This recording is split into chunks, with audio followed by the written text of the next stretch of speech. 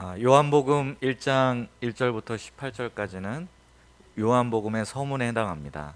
이 서문 가운데 핵심 주제, 주인공은 바로 말씀이신 예수님이었습니다. 그런데 중간에 갑툭튀란 말 아시죠? 갑자기 툭 튀어나온 인물이 한 사람 있습니다. 누구였죠? 바로 세례 요한이었습니다. 요한복음 1장 6절부터 8절 사이에 보면 이런 말씀이 있습니다. 하나님께로부터 보내심을 받은 사람이 있으니 그의 이름은 요한이라. 그가 증언하러 왔으니 곧 빛에 대하여 증언하고 모든 사람이 자기로 말미암아 믿게 하려 함이라. 그는 이 빛이 아니요 이 빛에 대하여 증언하러 온 자라. 세례 요한의 정체성은 한마디로 빛에 대한 증언자였습니다. 오늘 말씀은 바로 이 세례 요한과 그의 증언에 관한 말씀입니다. 우리가 이 말씀을 통해서 증언하는 사람이란 어떤 사람이고 또 그의 자세는 어떠해야 되며 또 그 증언의 대상이 되시는 우리 예수님은 어떠한 분이신가 발견할 수 있기를 기도합니다. 19절을 보십시오. 유대인들이 예루살렘에서 제사장들과 레위인들을 요한에게 보내어 내가 누구냐 물을 때 요한의 증언이 이러하니라. 예루살렘에서 사찰팀이 요한에게 파견이 되었습니다. 분명 이 사람들은 유대의 최고 의결 기구인 산헤드린에서 보낸 사람들이 틀림없었습니다. 그들은 대뜸 세례 요한에게 이렇게 물었습니다. 내가 누구냐? 내가 누구냐 하는 이 질문을 하는 그들의 마음속에 어떤 불편함이 느껴지지 않으십니까? 관심과 애정 어린 그런 질문은 결코 아니었던 것 같습니다. 세례 요한은 예루살렘에 있는 바리새인과 사두개인들에게 정말 불편한 존재들이었습니다. 예루살렘의 종교 지도자들은 로마와 결탁해서 부귀영화를 누리고 있었습니다. 또한 그들이 백성들에게 가르치는 메시지는 천편일률적이고 메말라 있었습니다. 그런데 세례 요한은 어떻습니까? 그들과는 전혀 달랐습니다. 화려한 예루살렘을 뒤로하고 광야에서 소박하고 검소한 삶을 살았습니다. 옷차림만으로 주눅이 들게 하는 하얀 비단 옷을 입은 것이 아니라 거칠고 투박한 낙타 털옷을 입었습니다. 요한의 메시지는 단순했지만 열정이 넘치고 힘이 있었습니다. 백성들은 이런 세례 요한의 등장에 열광을 했습니다. 대중들은 세례 요한의 삶과 메시지를 보면서 혹시 이 사람이야말로 그리스도가 아닐까? 하나님께서 약속하셨던 그 메시아가 아닐까? 하는 기대를 품기 시작했습니다. 예루살렘의 종교 지도자들은 백성들의 이런 뜨거운 열망이 부담스럽고 불편했습니다. 그래서 세례 요한에게 찾아와 그의 정체를 물었습니다. 내가 누구냐? 너의 배우가 누구이길래 겁도 없이 회개의 메시지를 함부로 전하고 있는 것이냐? 도대체 내가 이를 통해서 얻고자 하는 게 무엇이냐? 라고 물었습니다. 이 질문에 대한 세례 요한의 답변이 어떻습니까? 20절을 보겠습니다. 20절 같이 한번 읽어보겠습니다. 20절 시작. 요한이 드러내어 말하되 숨기지 아니하니 드러내야 하는 말이 나는 그리스도가 아니라 한데. 드러내어 말하고 숨기지 아니했다라는 말이 역설적으로 얼마든지 드러내지 않고 숨길 수도 있었다 하는 사실을 말해줍니다. 이때 세례 요한이 이렇게 대답을 했을 수도 있습니다. 당신들 자신들의 판단에 맡기겠소. 혹은 이 사실에 대해서는 노 코멘트 하겠소. 이렇게 답변을 할 수도 있었습니다. 그러면 적어도 세례 요한이 거짓말은 한 것은 아니기 때문에 나중에 얼마든지 빠져나갈 구멍이 있습니다. 그리고 그 사이에 자신에게 계속 쏟아지고 있는 그 기대와 열망을 즐기면서 살 수 있었습니다. 그런데 세례 요한은 일말의 여지도 남기지 않고 아주 단호하고 분명하게 나는 그리스도가 아닙니다 라고 대답을 했습니다. 그러자 종교 지도자들은 그러면 내가 엘리야냐? 라고 질문했습니다. 당시 유대인들에게는 구약시대의 이 빼어난 선지자였던 바로 그 엘리야가 죽음을 보지 않고 불병거를 타고 하늘로 올라갔는데 다시 불병거를 타고 이 땅에 내려올 것이라는 그런 믿음이 있었다고 합니다. 근데 이번에도 세례 요한은 나는 엘리야가 아닙니다 라고 부인을 했습니다. 근데 참 여기서 우리는 의아한 생각이 들지 않을 수 없습니다. 왜냐하면 예수님께서 세례 요한을 가리켜서 오리라 했던 그 엘리야가 맞다 라고 다른 복음서에서 말씀하셨기 때문입니다. 그렇다면 세례 요한은 엘리야가 맞는데 맞는 것까지도 부정한 셈이 됩니다.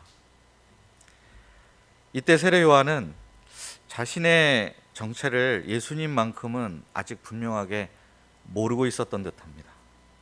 그렇다면 그는 더욱더 훌륭한 사람이라고 말할 수 있을 것 같습니다. 자신이 엘리야라는 분명한 인식이 없는 상태에서 사실상 엘리야와 같은 역할을 수행하고 있기 때문입니다. 내가 그 사람이 아니라고 생각하지만 실질적으로 그 역할을 감당하고 있다면 사실은 더 위대한 사람이다. 이렇게 얼마든지 우리가 생각할 수 있는 부분입니다.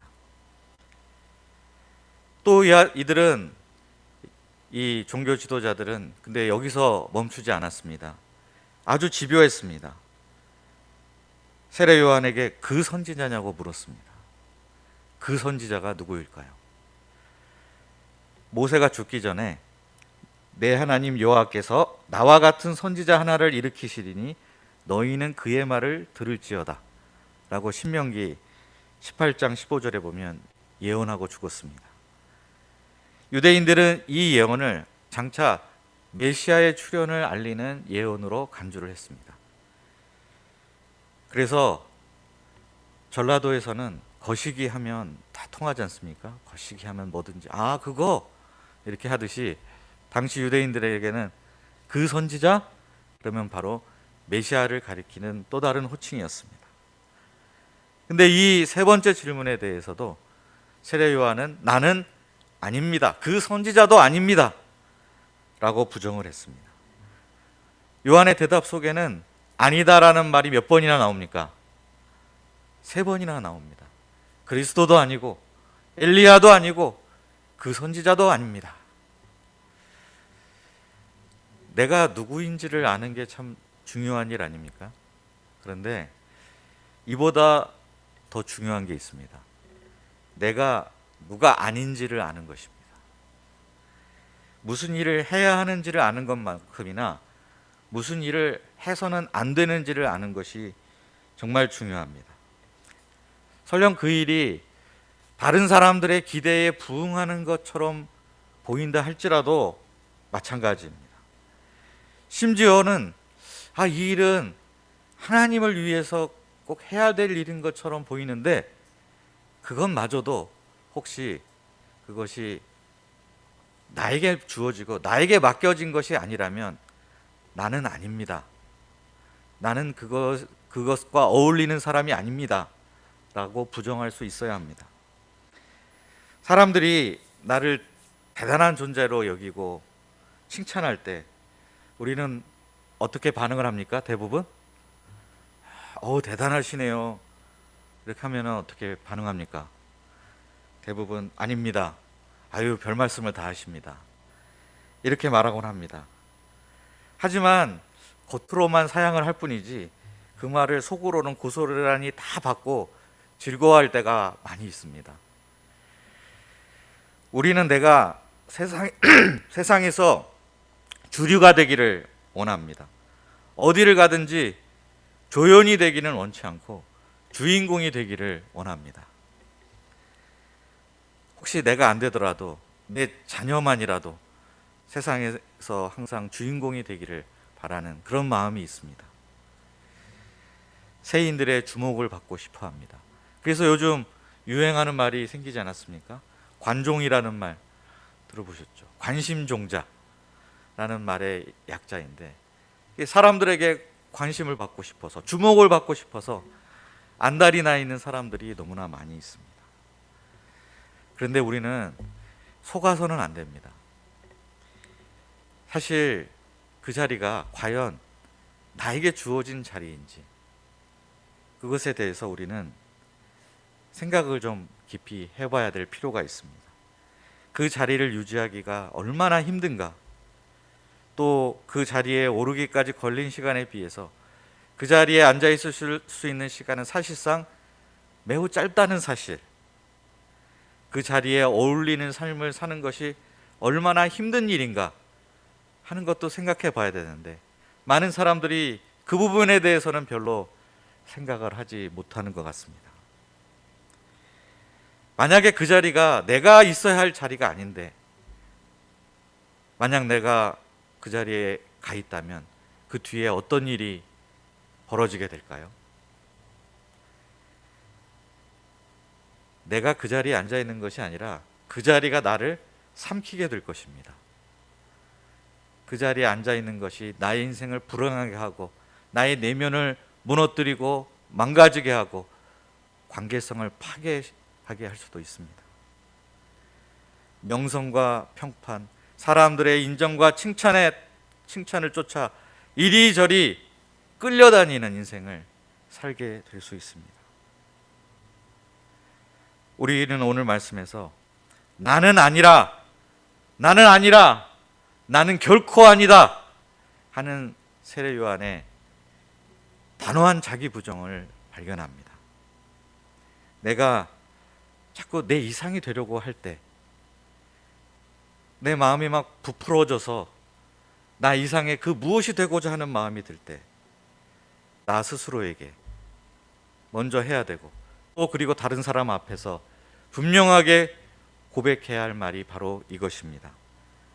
나는 아니라, 나는 정말 아닙니다. 세례 요한이 이렇게 3번이나 부인을 하자 사찰팀이 속이 탔습니다. 그들은 예루살렘에 돌아가서 뭔가 보고를 해야 되겠는데, 아니다만 했습니다. 이렇게 보고하기가 민망했습니다. 뭐 하나라도 건수를 건지기 위해 이렇게 또다시 물었습니다. 22절에 보면, 또 말하되 누구냐, 우리를 보낸 이들에게 대답하게 하라. 너는 내게 대하여 무엇이라 하느냐? 도대체 너는 정체가 무엇이냐? 라는 이 질문에 대해서 세례 요한은 어떻게 대답을 했습니까? 우리 23절을 같이 한번 읽어보겠습니다. 23절 시작. 이르되 나는 선지자 이사야의 말과 같이 주의 길을 곧게 하라고 광야에서 외치는 자의 소리로라 하니라. 세례 요한은 이사야서 40장 3절 말씀을 인용하여 자신의 정체를 밝혔습니다. 이사야서는 크게 두 부분으로 나뉩니다. 이사야서 1장부터 39장까지는 심판의 메시지입니다. 그리고 40장부터 66장까지는 위로와 희망의 메시지를 담고 있습니다. 바로 이 40장, 위로와 회복, 희망의 메시지가 시작하는 40장 3절이 세례 요한이 인용한 말씀입니다. 하나님으로부터 오는 이 회복의 소식, 위로의 소식, 주님께서 너희를 구원하시기 위해서 오신다 하는 소식을 전하는 역할이 바로 광야에서 외치는 자의 소리입니다. 세례 요한은 지금 본 바와 같이 어디에서 자신의 정체성을 찾고 있습니까? 바로 이사야서라는 하나님의 말씀 가운데서 내가 누구인가를 발견하고 있습니다. 사람들의 요구와 기대에 끌려다니지 않았습니다. 자기 자신을 기준점으로 삼지도 않았습니다. 무엇보다도 주님과의 관계성 속에서 주님 앞에서 내가 누구인가, 바로 그곳에서 자신의 위치를 찾고 자신의 정체성을 형성했습니다. 그 덕분에 그는 어떤 상황 속에서도 흔들리지 않고, 아무리 사람들이 대단한 요구를 하고 기대를 하고 하더라도 전혀 거기에 요동치 않고 항상 자기가 있어야 될 자리, 본연의 자리를 굳건히 지킬 수가 있었습니다. 그런데 세례 요한은 왜 자신을 광야에서 외치는 자의 소리라고 했을까요? 그냥 광야에서 외치는 자입니다 해도 충분히 의미가 전달되는데 굳이 왜 외치는 자의 소리라고 했을까요? 소리는 잠깐 동안 메시지를 전달하고 나서 곧 사라지는 존재입니다. 세례 요한은 자기 자신이 이런 소리처럼 주님의 메시지를 전하고 나서는 곧 사라져야 한다고 생각했기 때문에 이렇게 대답을 한 것입니다. 와, 세상에 이렇게 겸손한 종이 있을까요? 혹시 이거 세례 요한의 진심이 아니라 사람들에게 겸손한 사람처럼 보여주기 위해서 그렇게 한 말은 아닐까요? 이런 의심을 사찰팀도 똑같이 했습니다. 그래서 다시 한번 그에게 이렇게 질문했습니다. 25절입니다. 또 물어 이르되 내가 만일 그리스도도 아니요 엘리야도 아니요 그 선지자도 아닐진데 어찌하여 세례를 베푸느냐. 이 말은 이런 뜻입니다. 너 아무것도 아니라며. 아무것도 아니라며 왜 세례를 주고 난리야? 왜 이스라엘을 시끄럽게 하는데 아무것도 아니면 집에 조용히 있지? 아무래도 네가 말하는 것과 네가 진짜 속으로 생각한 거는 하는 것과는 서로 다른 것 같은데? 라는 뜻입니다. 이에 대한 세례 요한의 답변이 어떻습니까? 26절, 27절 나타나 있는데 우리 이 말씀 다시 한번 읽어보도록 하겠습니다. 26, 27절입니다. 시작. 요한이 대답하되 나는 물로 세례를 베풀거니와 너희 가운데 너희가 알지 못하는 한 사람이 섰으니 곧 내 뒤에 오시는 그이라. 나는 그의 신발끈을 풀기도 감당하지 못하겠노라 하더라. 이 세례 요한의 대답 어떻습니까? 질문에 대한 적절한 답이라고 여겨주십니까? 너 왜 세례를 주고 있느냐? 혹은 세례를 줄 자격은 있는 거냐? 라고 묻고 있는데 정작 그의 답변은 난 아무 자격이 없습니다. 나는 아무것도 아닙니다. I am nothing 이라는 메시지를 얘기하고 있으니 동문서답이라고 볼 수 있을 것 같습니다. 그런데 이 동문서답이 아닙니다. 사실 여기에는 세례 요한의 숨은 메시지가 있었습니다. 세례 요한이 말하고자 하는 바는 이것입니다.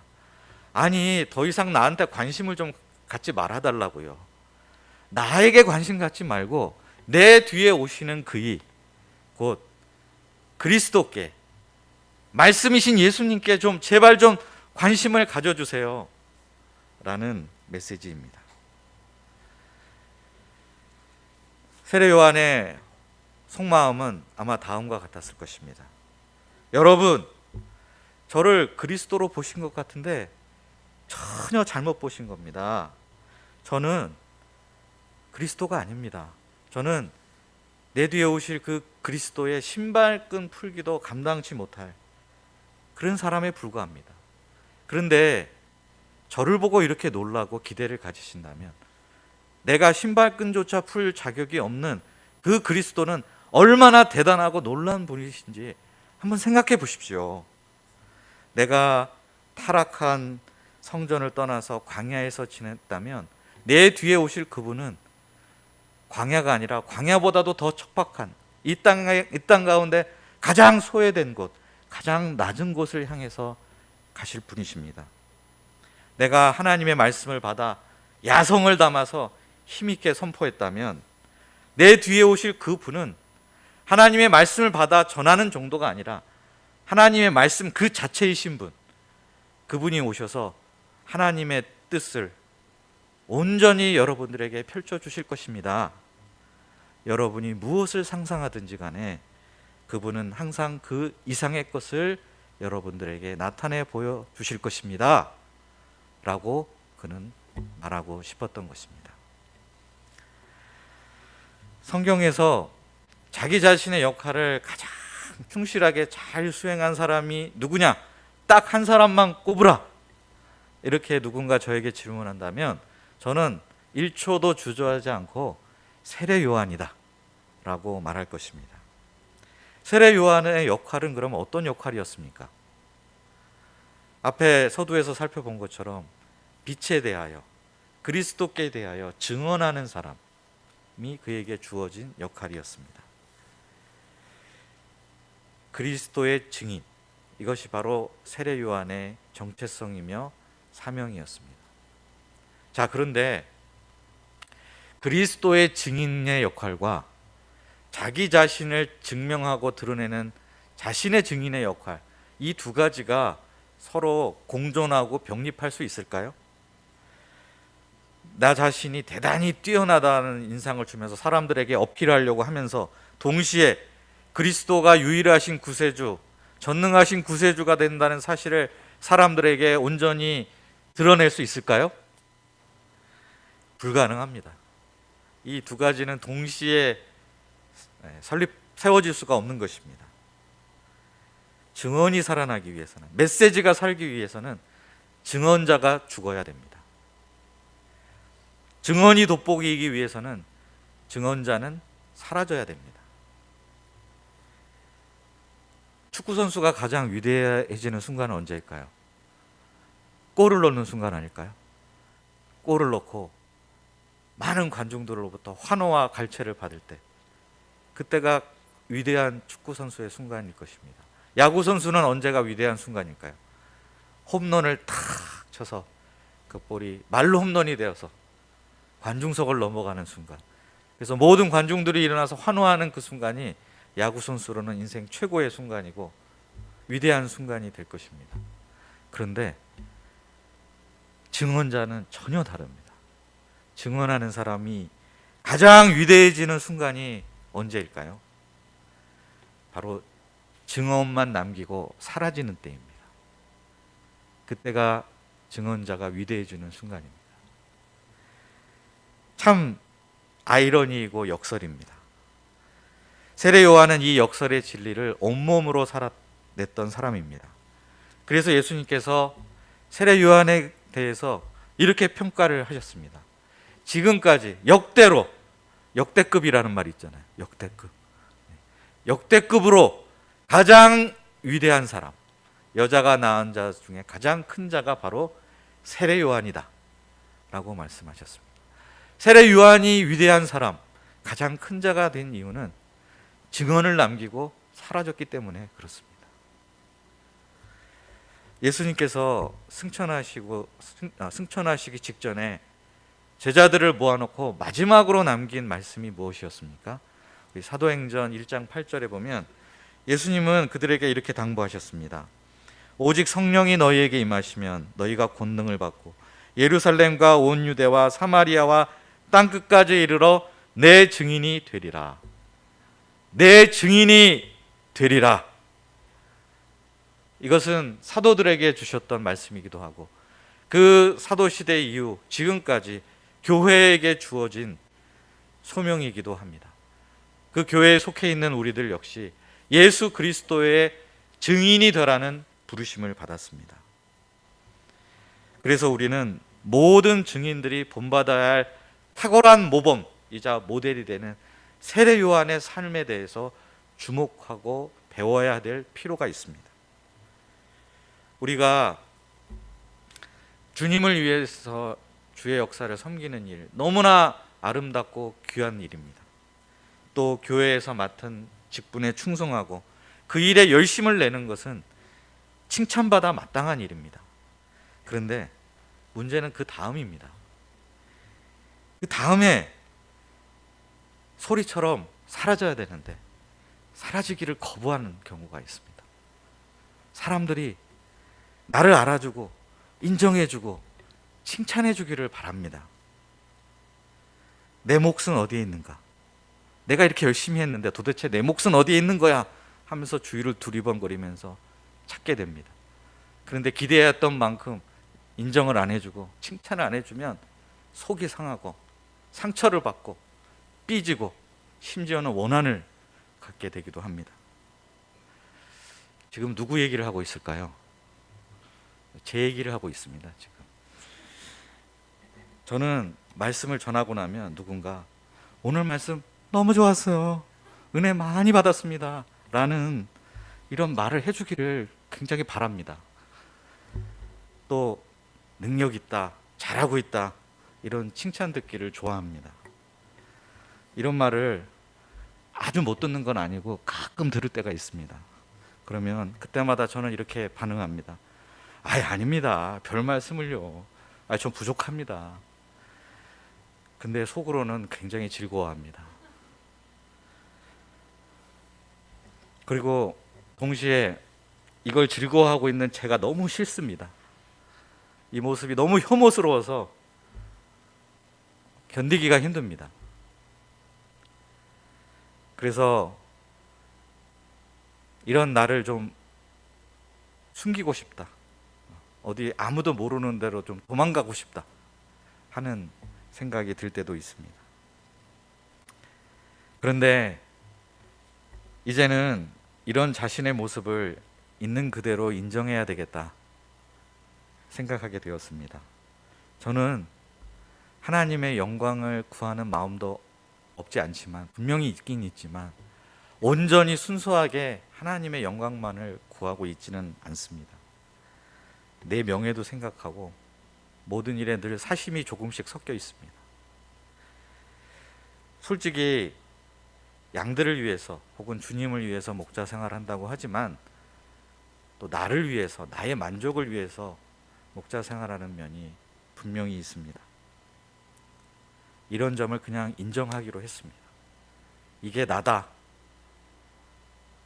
이게 내 진짜 모습이고 부인할 수 없다. 그러나 여기서 멈추면 안 되겠다고 생각했습니다. 인정한 것을 바탕으로 해서 그리고 기도하기로 했습니다. 늘 사람들의 칭찬이 아니라 오직 유일한 청중이신, 단 한 분의 청중이신 하나님 앞에서 하나님의 칭찬을 기대하는 사람이 되게 해달라고 기도하고 있습니다. 길가에 세워진 이정표를 보면 딱 한쪽 방향을 가리키고 있습니다.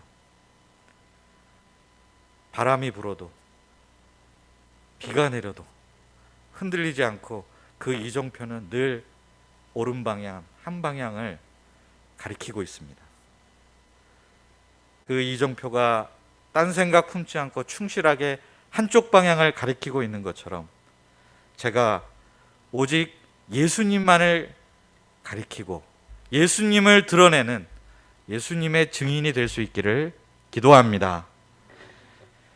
우리 모두가 세례 요한의 이 증인으로서의 삶과 자세를 잘 배워서 우리도 그처럼 위대한 증인의 삶을 살 수 있기를 간절히 기도합니다. 다음 날 세례 요한은 자기에게 나오는 예수님을 보고 주위 사람들에게 거리낌 없이 증언을 했습니다. 세례 요한이 증언한 예수님은 어떤 분이실까요? 첫째로 예수님은 세상 죄를 지고 가는 하나님의 어린 양이 되십니다. 우리 오늘 요절 말씀이 29절 말씀 다시 한번 읽어보겠습니다. 시작. 이튿날 요한이 예수께서 자기에게 나오심을 보고 이르되 보라, 세상 죄를 지고 가는 하나님의 어린 양이로다. 세상 죄를 지고 가는 하나님의 어린 양. 여기서 지고 간다라는 표현을 통해서 죄는 마치 짐과 같다라는 사실을 알게 됩니다. 우리가 무거운 짐을 지게 되면 무엇을 느끼게 됩니까? 심한 압박감을 느끼게 됩니다. 압박감이 너무 심하면 숨을 쉬기조차 힘들고 답답함을 느끼게 됩니다. 또한 계속 짐을 지다 보면 결국 지치게 되고 지쳐서 쓰러지는 순간이 오게 됩니다. 죄가 마치 이 짐과 같습니다. 죄를 범하면 어떻게 됩니까? 영혼이 눌리게 됩니다. 죄의 짐이 우리 영혼을 짓눌러서 우리 내면 깊숙한 곳에서부터 신음소리가 흘러나오게 됩니다. 이 상태가 오랫동안 계속되면 결국에는 우리의 영혼이, 우리의 내면 세계가 이 죄의 짐을 감당하지 못하고 붕괴되어서 무너져 내리게 됩니다. 박하사탕이라는 영화를 보신 분들이 많이 계실 겁니다. 그 가운데 주인공인 이 설경구가 처음에는 굉장히 순수한 청년이었습니다. 그러나 살아가면서 이런저런 세상의 때를 많이 묻게 되면서 결국에는 스스로 무너져 내립니다. 죄의 짐을 감당하지 못하고 결국에는 달리는 기차 앞에서 나 지금 돌아갈래 하면서 스스로 죽음의 길을 선택하는 장면으로 종말을 맞게 됩니다. 이 죄의 짐에 눌린 사람의 모습이 바로 그와 같습니다. 그래서 우리 조상님들은 죄 짓고는 못 산다 라는 말을 하셨습니다. 죄 문제가 해결되지 않으면 발 뻗고 편안한 잠을 잘 수도 없습니다. 하루빨리 이 죄의 짐을 벗고 자유로운 해방된 인생을 살고 싶습니다. 그런데 문제는 사람이 스스로 자기 힘으로 이 죄의 짐을 벗어버릴 수 없다는 사실입니다. 죄의 짐을 벗기는커녕 우리는 살아가면서 점점점 죄의 짐을 더 많이 쌓아가기만 합니다. 어떻게 해야 됩니까? 방법은 딱 한 가지밖에 없습니다. 누군가가 나의 어깨에 내 영혼에 짓누르고 있는 그 죄의 짐을 가져가는 수밖에 없습니다. 바로 예수님께서 세상 죄를 대신 짊어지시고 가져가 버리신 하나님의 어린 양이 되십니다. 이 어린 양이라는 표현 속에서 예수님께서 죄 문제를 처리하신 방식이 무엇인지 잘 드러나 있습니다. 바로 자기 자신의 희생을 통해서 죄 문제를 해결하셨음을 알 수 있습니다. 예수님은 우리 대신 우리의 죄짐을 짊어지시고 십자가로 가져가셨습니다. 예수님은 골고다 언덕길을 올라가는 그 길에서 계속해서 쓰러지고 또 쓰러지셨습니다. 그 이유가 바로 우리가 지은 죄의 무게가 그토록 무거웠기 때문입니다. 그리고 십자가에서 우리의 죄를 다 끌어안으시고 죽으심으로 죄 문제를 완전하게 해결하셨습니다. 죄 문제를 해결하실 바로 그 메시아가 자기 눈앞에 나타났을 때 세례 요한은 가슴 벅차오르는 감격을 가누지 못하고 이렇게 크게 사람들에게 소리치지 않을 수 없었습니다. 보라! 세상 죄를 지고 가는 하나님의 어린 양이로다. 둘째로 예수님은 성령으로 세례를 베푸시는 분이십니다. 33절을 보십시오. 33절 함께 읽겠습니다. 시작. 나도 그를 알지 못하였으나 나를 보내어 물로 세례를 베풀라 하신 그이가 나에게 말씀하시되 성령이 내려서 누구에게든지 머무는 것을 보거든 그가 곧 성령으로 세례를 베푸는 이인 줄 알라 하셨기에. 여기서 보면 물 세례와 성령 세례가 서로 대조되어 나타나고 있습니다. 물 세례는 본래 유대교에서 이방인들이 유대교에 입교할 때 행해지던 의식이었습니다. 너희 이방인들은 그동안 죄짓고 부정하게 되었으니까 이제 물로 깨끗하게 씻고 그리고 들어와야 된다 하는 그런 의미가 있었습니다. 그런데 세례 요한의 독특한 점은 이 세례 의식을 이방인이 아닌 유대인들에게 행하기 시작했다는 것입니다. 이 의미가 무엇이겠습니까? 유대인들을 향해서 너희도 이방인이나 마찬가지로 이방인들과 똑같이 죄가 많은 죄인들이고 너희 역시 우리 주님으로부터 죄사함, 죄 씻음을 받아야 할 존재들이다 하는 메시지를 담고 있었던 것입니다. 이처럼 요한의 물세례는 죄를 깨닫고 뉘우치도록 돕는 역할을 합니다. 그런데 그렇다고 해서 물세례를 받았다고 해서 죄가 없어지는 것은 아닙니다. 물세례로 온몸을 씻을 수는 있지만 그 마음과 영혼을 씻을 수는 없기 때문에 그렇습니다. 반면에 예수님은 어떤 분이십니까? 예수님은 성령으로 세례를 베푸시는 분이십니다. 성령으로 세례를 베푸신다는 뜻은 성령 안에서 죄를 씻어 없애주시고 그리고 죄로 인해 죽었던 영혼을 다시 살리실 수 있는 분이시라는 뜻입니다. 누가 이런 성령 세례를 베풀 수 있을까요? 어떤 한 인간이 아무리 뛰어나고 위대하더라도 그가 성령으로 세례를 베풀 수 있을까요? 불가능합니다. 오직 이 땅에 오신 하나님의 아들만이 성령 세례를 베푸실 수 있습니다. 그래서 세례 요한은 2번이나 나도 그를 알지 못하였으나 라고 말하고 있습니다. 이 말이 이전에는 예수님에 대해서 전혀 아는 바가 없었다라는 뜻은 아닙니다. 세례 요한과 예수님은 서로 친척 관계입니다. 사촌 관계이기 때문에 어릴 적부터 잘 알았을 것입니다. 그리고 세례 요한은 그 예수님이 하나님이 보내신 메시아 그리스도가 되신다는 것까지 또 알고 있었습니다. 그러나 하나님의 아들 말씀이신 하나님이신 줄까지는 그것까지는 모르고 있었습니다. 그러나 예수님께서 세례를 받으실 때 하늘로부터 이는 내 사랑하는 아들이야 하는 그 음성을 들었을 때 요한은 이분은 메시아가 되실 뿐만 아니라 성령으로 세례를 베푸셔서 우리 죄를 없애게 하시고 우리의 영혼을 새롭게 하실 하나님의 아들이 되신다 하는 사실을 깨닫게 되었습니다. 그래서 세례 요한은 마지막으로 이렇게 고백합니다. 34절입니다. 내가 보고 그가 하나님의 아들이심을 증언하였노라.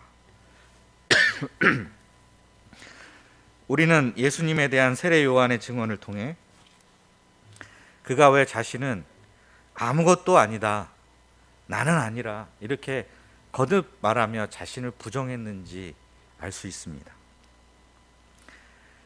제가 자주 언급하는 우리 조영남이 원래 불렀고 리쌍이 다시 부른 겸손은 힘들어 라는 노래가 있습니다.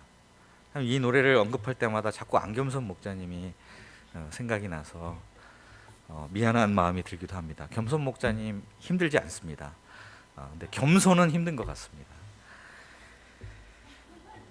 노래 가사에 보면 계속 겸손은 힘들어, 겸손은 힘들어, 겸손은 힘들어 이렇게 겸손은 힘들다고 말합니다. 할머니도 겸손하라고 하셨고 어머니도 겸손하라고 했는데 겸손이 잘 안 된다고 그렇게 계속 노래를 합니다. 근데 왜 이렇게 겸손이 힘든 걸까요? 왜 우리는 순수하게 하나님의 영광만을 드러내지 못하고 자꾸 자기 광을 내려고 그럴까요?